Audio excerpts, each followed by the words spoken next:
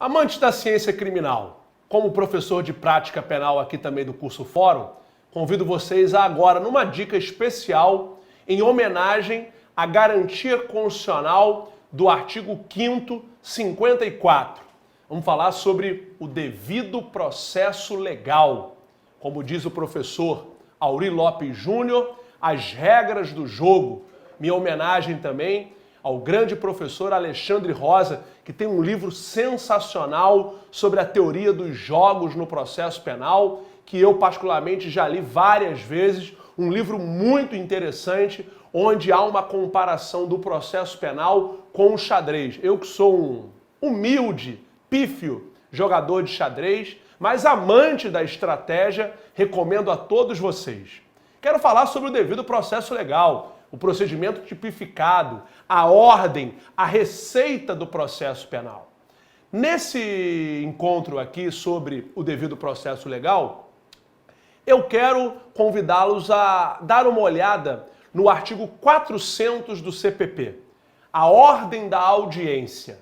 A vítima, o ofendido, primeiro a ser ouvido, depois as testemunhas de acusação, depois as testemunhas de defesa, e aí, se eventualmente for necessário, ouvir o perito, uma acariação, o reconhecimento de pessoas ou de coisas, e ao final, aí sim, uma grande satisfação, uma felicidade da reforma de 2008, ao final, o interrogatório.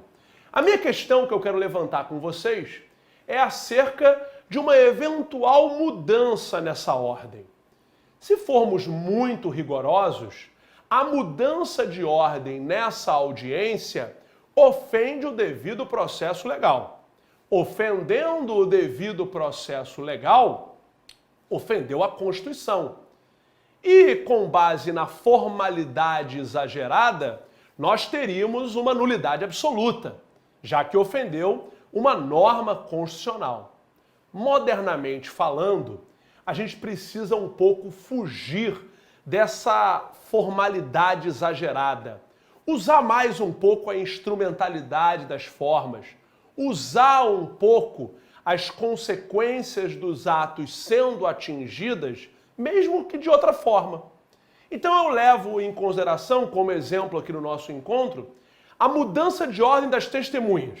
Por exemplo, a testemunha de defesa foi ouvida antes que as testemunhas de acusação. Primeira pergunta, isso foi acordado antes? Foi solicitado ouvir primeiro as testemunhas de defesa e depois ouvir as de acusação? A defesa concordou com isso? A gente não pode esquecer que o processo penal brasileiro, no que diz respeito às nulidades, é regido pelo princípio do prejuízo.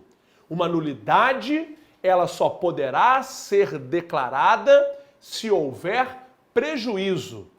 E é nisso que reside a nossa resposta da nossa indagação. A inversão dentro de uma audiência gerou prejuízo?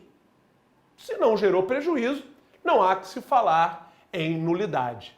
Então, o devido processo legal hoje, ele está mais maleável dentro do dia a dia da prática penal, porque há, curiosamente, um crescimento muito grande de nulidades relativas. Os nossos julgadores entenderam que quanto mais nulidade absoluta, mais moroso, mais lento fica o processo penal. E quanto mais lento o processo penal, maiores são as chances de extinção da punibilidade através da prescrição. Mas eu não sou também defensor de um processo penal feito de qualquer jeito, rápido, para responder um anseio da sociedade.